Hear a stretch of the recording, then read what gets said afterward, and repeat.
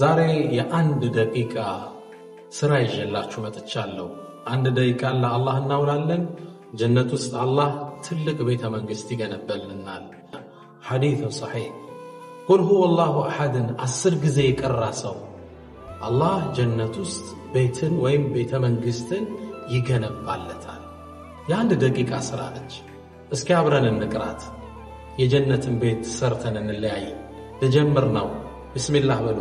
ቢስሚላህ الرحمن الرحيم قل هو الله أحد الله الصمد لم يلد ولم يولد ولم يكن له كفوا أحد بسم الله الرحمن الرحيم قل هو الله أحد الله الصمد لم يلد ولم يولد ولم يكن له كفوا أحد يكتلات شنو بسم الله الرحمن الرحيم قل هو الله أحد الله الصمد لم يلد ولم يولد ولم يكن له كفوا أحد بسم الله الرحمن الرحيم قل هو الله أحد الله الصمد لم يلد ولم يولد ولم يكن له كفوا أحد بسم الله الرحمن الرحيم قل هو الله أحد الله الصمد لم يلد ولم يولد ولم يكن له كفوا أحد بسم الله الرحمن الرحيم قل هو الله أحد الله الصمد لم يلد ولم يولد ولم يكن له كفوا أحد بسم الله الرحمن الرحيم قل هو الله أحد الله الصمد لم يلد ولم يولد ولم يكن له كفوا أحد بسم الله الرحمن الرحيم قل هو الله أحد الله الصمد لم يلد ولم يولد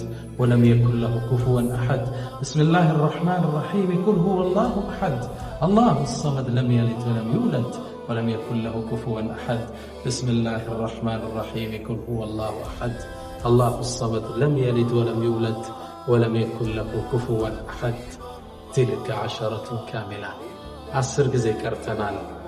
አላህ ቃሉን ይሞላልናል። ጀነት ውስጥ ትልቅ ቤተ መንግስት አሁን ተገንብቶልናል። ሁሌም እንቅራው። ይሄን ቪዲዮም ለብዙ ሰው አስተላልፉት። ሰው በቀራ ቁጥር ለእናንተም ጀነት ውስጥ ትልቅ ቤት ይገነባላችኋል። አላህ ይወፍቀን። ወሰለላሁ ወሰለም ወባረከ ዐላ ነቢይና ሙሐመድ